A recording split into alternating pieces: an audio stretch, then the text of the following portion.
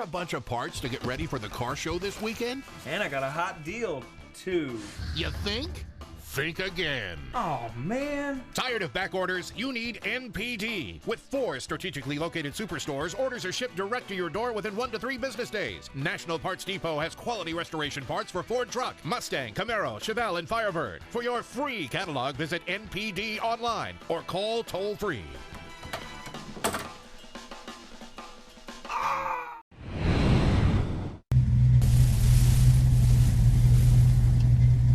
I know, give me a hard time, but there's life beyond Mustangs. You know, I'm cool with it as long as it's American made and it's iron. I'm real cool with that. Stay tuned to this week's episode. Got a lot of cool stuff coming up. Scott Drake just came out with a steel taillight panel for a Shelby Mustang. Hey, I'm going to make a car run on hydrogen this week. I'm going to show you how to make a hydrogen fuel cell. I'm not going to only be a doctor, I'm going to be a mad scientist too. Got a whole thing going on car judging. In other words, what are judges really looking at a car show when they're looking over your car? I'm going to fill you in on that and a whole lot more too. In the meantime, I'm taking off in Brand X.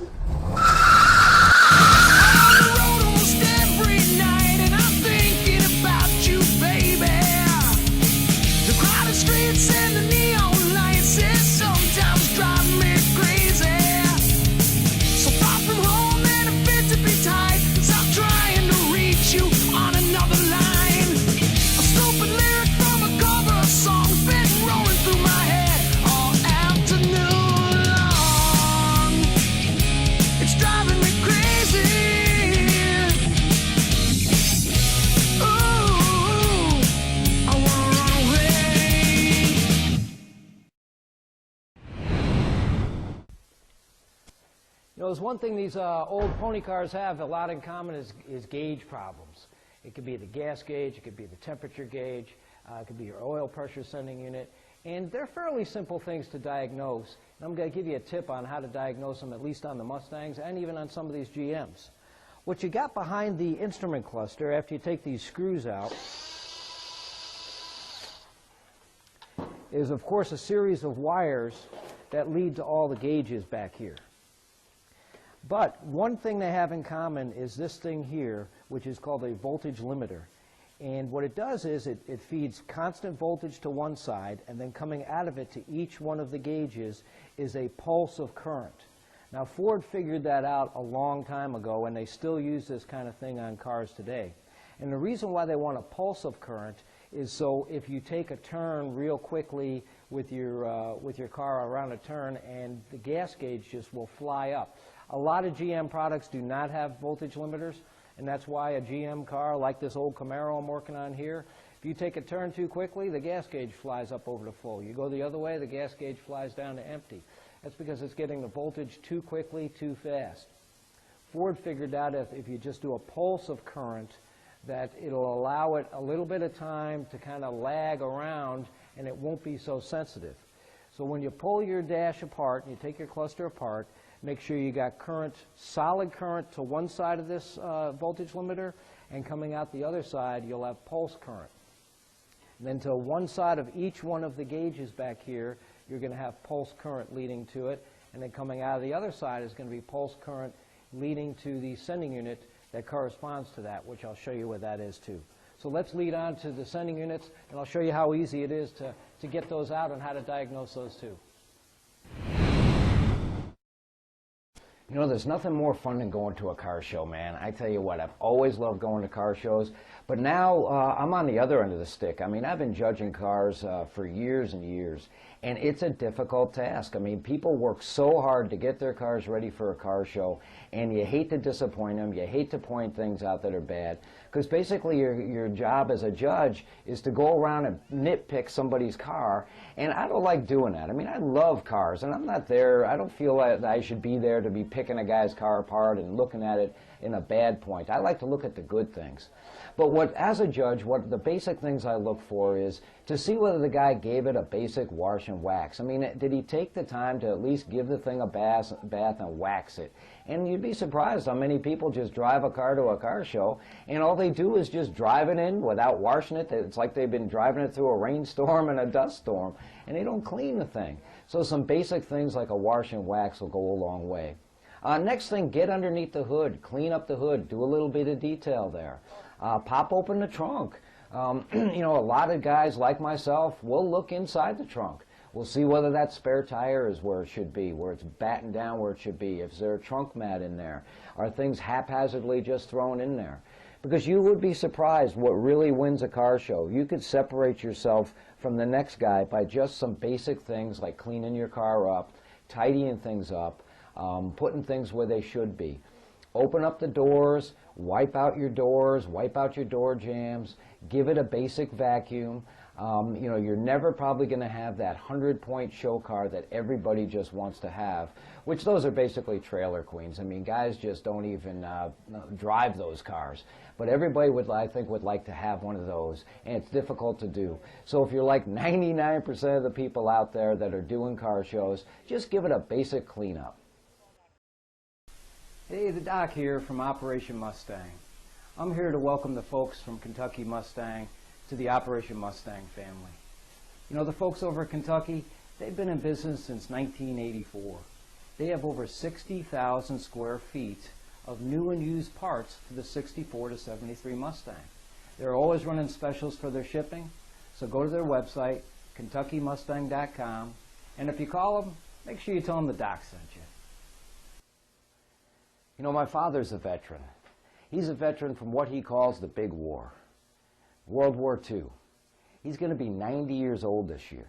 You know, he comes from an era where this country honored their soldiers and their veterans and their wounded soldiers, and we still do that today.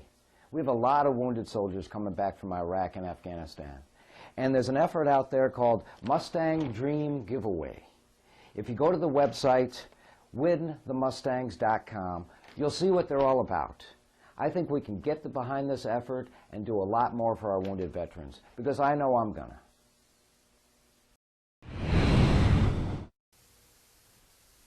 Now, to check the continuity of your gas gauge and the wiring system that's related to it, you're going to want to get the car up in the air. If you go to episode 9 of Operation Mustang, my show, I have a whole how-to on how to get your Mustang up in the air, jack it up the right way, where to put your jack stand so you can safely get underneath it. If you don't know how to get underneath your car safely, go to episode 9. That'll outline the whole thing. But once you do that, what you're going to see underneath here, as far as the gas tank goes, is the back of the fuel tank sending unit, which has a wire coming off of it, and of course the fuel inlet is going into it. You'll unplug the wire, okay, and make sure that's a good connection. That's a good start. Just make sure it's not dirty or whatnot. And what you should have going there is, with the key on, you should have a pulse of current inside that wire, just like this one does. Now that tells me from front to back you got current, and that wire is a good wire right there. Then from there, what you'll do is you'll take a ground wire, one of these things here, okay? You'll put one end to the ground of the gas tank, and the other end you'll go into the wire itself right here. And you'll momentarily touch that. And what that's going to do is that's going to send the needle of the gas gauge all the way up to full. Or, of course, if you pull it off a little bit sooner, it'll go to halfway or whatever. But it tells you that the connection between here and the gas gauge is there, that everything is the way it should be. Now you've narrowed it down to the sending unit that's in the tank. Well, the sending unit that's in the tank is kind of a neat little device. This is what it's all about. If you pull the thing out, this is what you're going to see. A float that's at the end of a rheostat. You know how when you went over to Grandma's house for dinner on Sundays, and in the dining room she had that neat little knob that she'd turn up and down and make the dining room lights go on and off? Same principle right here. It's a rheostat, so it slowly gives more or less ground to that wire that I just tested over there, and that gets the gas gauge to work or not. So this is likely the culprit. Tell you what, 9 out of 10 Mustangs and GMs and all the others that are out there, it's usually the sending unit that's bad. So you can contact one of my suppliers. These things are real cheap. Pick one of these up for probably under 50 bucks. It's a real inexpensive way of fixing your gas gauge.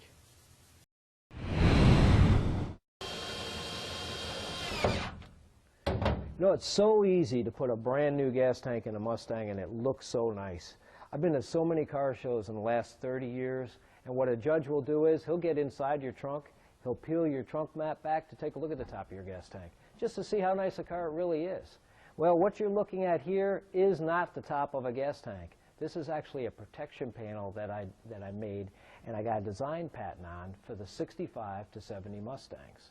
It looks just like the top of a gas tank for that judge that's going to be looking for those kind of things, but it gives your gas tank that extra protection. People don't realize that their trunk floor is actually the roof of a gas tank. I've had people drill holes into these things to mount speakers in them. Of course, they go to the gas station, fill it up with gas, and there's gas all over the place. I've had guys take their golf clubs, throw them in there haphazardly, puncture their gas tank.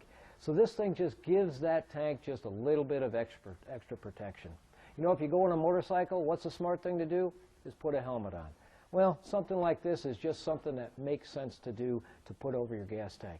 Let me show you how it works. You're going to initially take all the screws out of your original gas tank opening. And my gas tank top comes with new screws, just a little bit longer to compensate for this extra margin of protection. And it just fits right over the original tank. Look at that. It's got the original imprint in it, just like the top of the original 65 to 70 Mustang gas tank. It's got the opening over here to compensate for the fuel filler tube and opening. And then, of course, it's got a clamshell on the back of it to go right on top of your original gas tank. So it just fits right into place. It's something that just makes a lot of sense to do on these old Mustangs. Just sits right into place. So it's a nice piece. Go on my website, mustangrestoration.net. Make sure you tune into all my shows, too, on Operation Mustang. I'm going to finish putting this tank top back in. I only got about 5 more minutes left to work.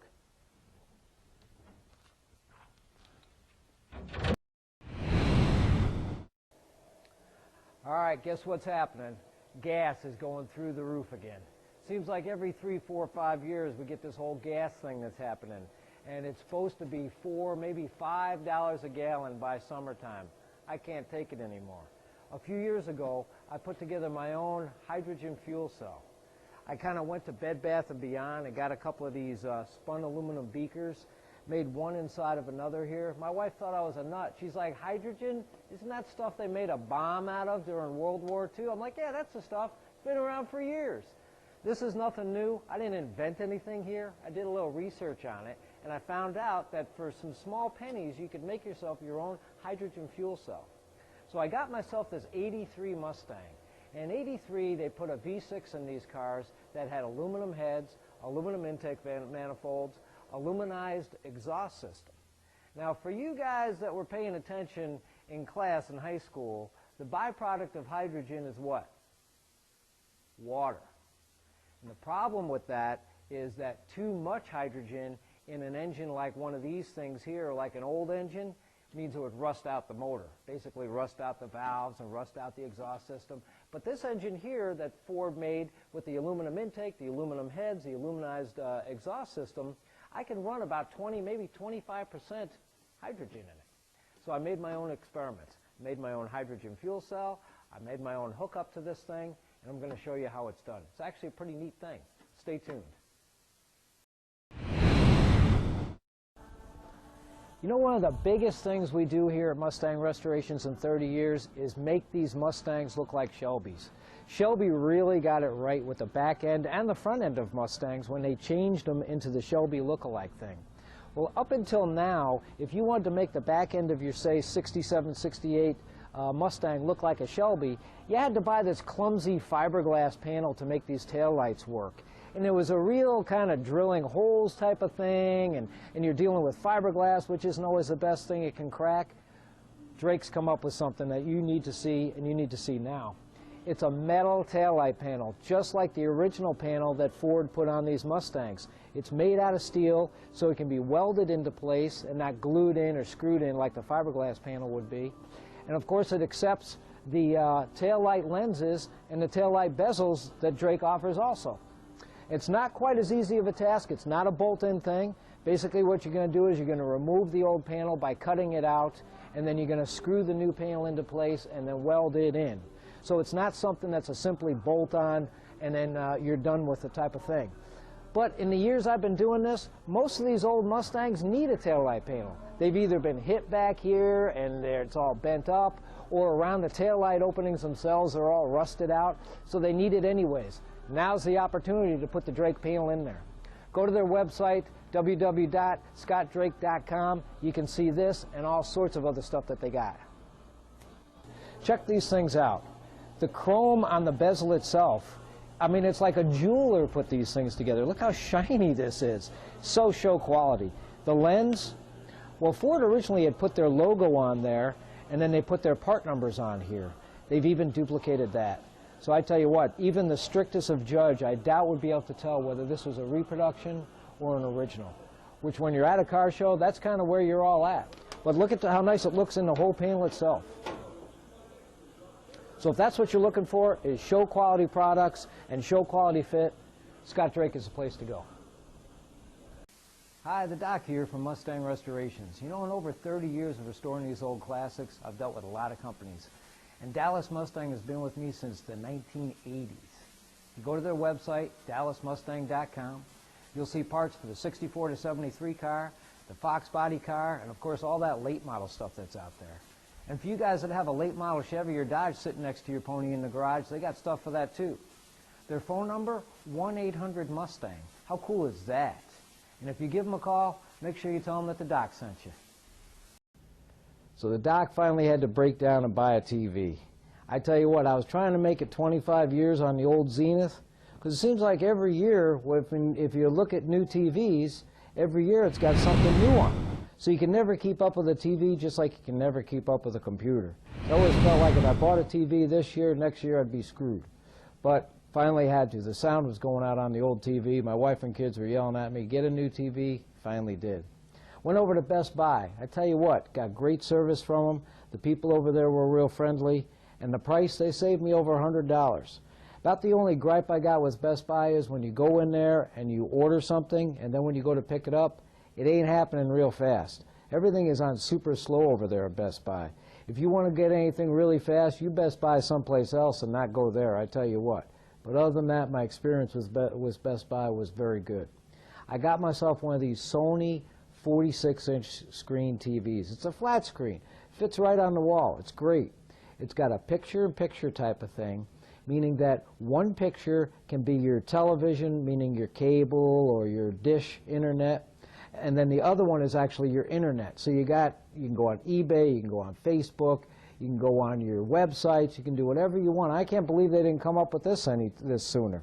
And what it does is it levels the playing field. So you can go on YouTube on one side and have your regular television on the other side, or just have one or the other. It's a great thing to have. It allows me to watch my favorite show.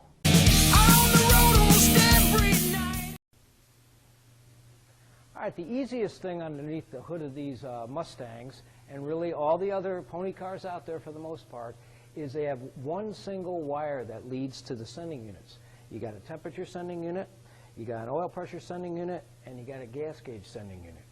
The gas gauge one you'll have to get underneath the car for, and the oil pressure and temperature sending unit are right on the engines themselves. The temperature sending unit is usually located in some sort of water passage inside the intake manifold or on the cylinder head. And on this little 289, it's right here behind the distributor. So the first thing you're going to want to do is check your circuit. Turn the key on, lift off the little connector, and then take your test light and see if you got pulse current. You see the pulse current that we have there? That pulse current is going through the voltage limiter that I pointed out to that's behind the gauge assembly itself. That tells me that you got continuity from here to the front. Now if you want to check the gauge to see if the gauge is accurate or if the gauge is any good at all, what you're going to do is you're going to take your ground wire and just ground that. Now by grounding that, what that will do is that will make the temperature gauge actually go up. That temperature gauge flies up. That tells you that the gauge is good, the voltage limiter is good, and also the wire that leads from here to those two pieces are good.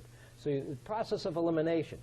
Now you still don't have a temperature gauge. Well, that tells you that this little thing down here called the sending unit is at fault.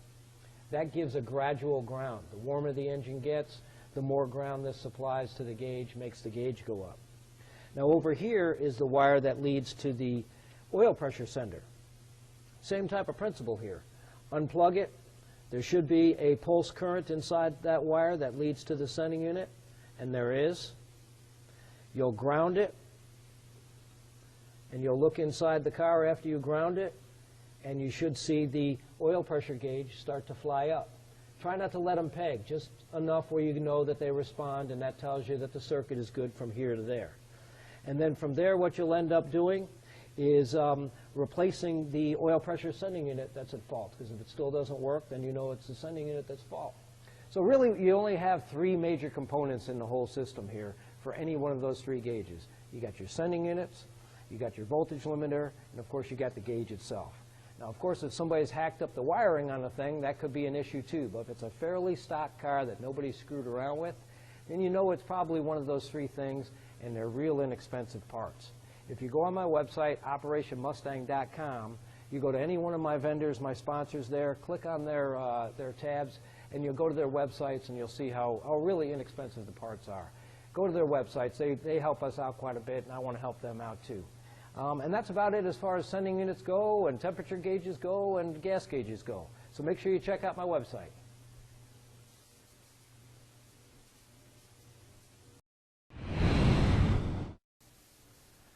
So I made this hydrogen fuel cell. I went to Bed Bath & Beyond with my wife, and I go there once in a while with her, what the heck, and I noticed that they had these containers for flour and sugar that are made out of spun aluminum.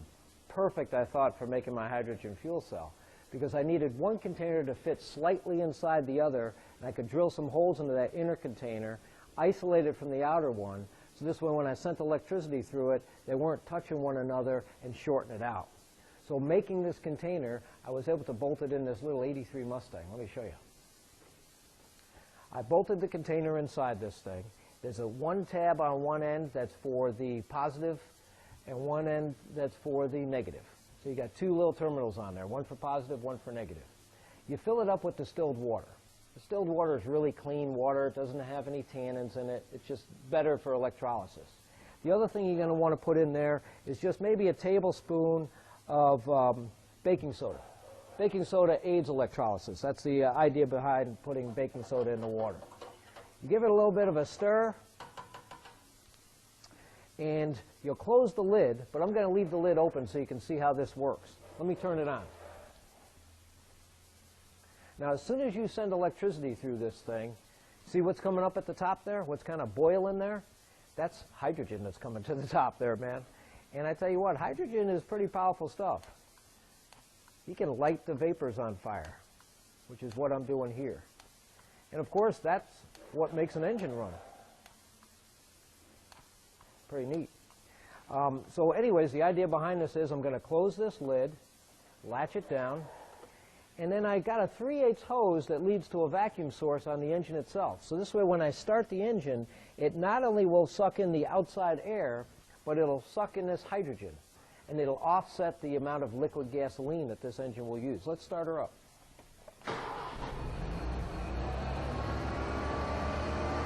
So what's going through here now is not only liquid gasoline, but also the hydrogen and the regular air. And the hydrogen will offset the liquid gasoline by about 20%. So I can get roughly 20 to 25% better gas mileage with this thing by running this little fuel cell in here. And I tell you what, with gasoline getting to be $4 to $5 a gallon, that's $1.25 a gallon I could save by using this little fuel cell that cost me maybe $30 to make. It's a lot of fun to make too. What's the drawbacks? Well, the drawbacks is you can't overly put too much hydrogen in your engine, because the byproduct, like I say, is water. You're going to rust out your engine. You can't do that. So you're limited there. The other limitation is in the wintertime, you can run, like windshield washer solvent in there, a little alcohol in there. That'll keep it from freezing. But for the most part, you can't run the hydrogen fuel cell in the dead of winter. So there are some drawbacks there. That's why it's more of a hybrid than something that you could just run solidly on hydrogen. But I had a lot of fun doing it. I have a lot of fun doing all this stuff I have here. So go on my website, operationmustang.com. Check out the rest of the series of my shows, because I got all sorts of stuff happening there everybody just loves to see.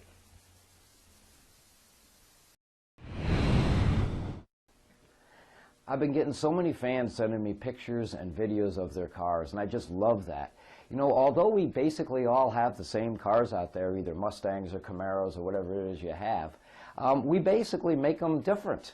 We either change the colors on them, we do an interior thing, we put big engines, we put small engines in there, we put stick shift transmissions in there, we put automatic transmissions in there. The same car, but different, and I love that about the job I have. But Jeff Stefanik, he sent me a couple of pictures of his cars. By the way, happy birthday. I understand your birthday's coming up. And he's got a 66 coupe with some rally wheels on there, 289 engine. Pretty cool looking car. He's been working on it for quite a while. He's also got a light blue 66 convertible 6-cylinder car. And I tell you what, who doesn't like a convertible? You know, like they say at the auctions, when the top goes down, the price goes up. And there's truth to that, I tell you what. And then another customer, Lawrence, he's got a 67 red coupe he's been working on for a couple of years now, tailoring it the way he likes it to be. It's a red car with a nice set of wheels on it, a nice interior. He's got a really cool looking applique dash on it, and he's done quite a few things to the engine too. So continue to send me in pictures and videos of your car, and I'll post them on my show. Hi, the Doc here from Mustang Restorations. You know, they say it doesn't rain out there in California, but it's been raining Mustang parts over a California Mustang since 1976.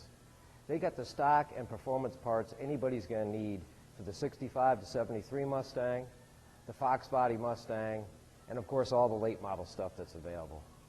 So give them a call or go on their website, calmustang.com, and you'll see what they're all about. Nice people to deal with. If you do, make sure you tell them that the Doc sent you. In a lot of these cars, you walk up to the steering wheel and you kind of go back and forth like this, and you go one way, you go the other way, and it doesn't seem to be, you know, clicking on anything. It's like an amusement park ride almost. Well, I'm going to show you what is attached from here to down there to give you a hand to try and diagnose what the issue might be. But anyways, the issue is that you can go back and forth here and before something actually seems to engage. And if you follow this steering column all the way down through the firewall, on some of these cars there's a steering coupler right here. And sometimes this little steering coupler can be at fault because the link between this steering column and the steering gearbox is bridged by this coupler right here. And if this coupler is somewhat worn, that could be where your issue is too. But in this case it's not. That's an old looking thing, but it's really not in bad shape. So now what you'll do is you'll grab it here, knowing that this piece is good and from here up is good, and you'll go back and forth with it here, and you can feel the same type of play. And you'll look at the other end of the gearbox whether it transitions out. And you can see on this here, if we go back and forth, it's actually, yeah, it's translating that action pretty good. I mean, there's very little play in it. So then if you look even further down to where this arm now goes into this link here, this thing here is called a power steering control valve. And that's what controls your power steering, obviously, on your Mustang. And if we go back and forth, you can kind of see there's a little play in that thing. This thing's moving, but this isn't. You got to watch that, because that built-in play right there is actually there by design. It's to tell the steering slave cylinder that you're either making a right turn or a left turn. So to a certain extent, that kind of play is common. Then from there, as this thing moves, you can see it's got a little bit too much play in it. This link here will now push this arm back and forth, which is called a drag link. And that drag link pushes against these tie rod ends, which finally do steer your wheels. So all these links, one by one, the way you want to wiggle them, the way I'm doing it, is a way to narrow it down to find out which part is the one that has the play in it that's making your steering so badly. So start from the top, work your way down, work it through the system, and you'll find where exactly the play might be. There is a little bit of an adjustment on the top of this gearbox here. You can loosen up this jam nut and run this screw in until you barely kind of feel some resistance, and then lock it down. That will help tighten up the gearbox a little bit. But your best bet is to read the manual, because there is a whole procedure on that, on how to adjust this. So other than that, other than the obvious things that might be under there causing the play in the steering of a Mustang, that's one way of trying to figure out exactly where your problem is as far as steering goes, the plane of steering. Well, that's the end of this episode of Operation Mustangs. You know, we never catch a break here at Mustang Restorations. We get all sorts of project cars we do here, and this is one of them right here. I'm excited about getting on this one. Keep an eye on upcoming episodes because it's going to have inner rocker frames, torque boxes, floor pans, rear frame rails, trunk floors, all sorts of good stuff on this one we're doing.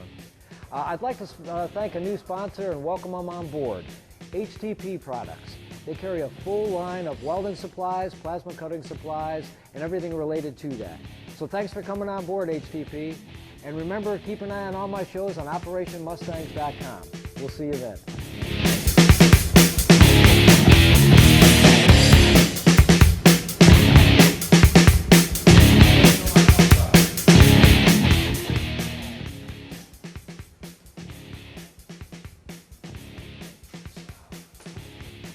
All right, we're back at my shop, and I'm going to give you a couple of things I wanted to talk to you about that's happening in the news this week. Is there's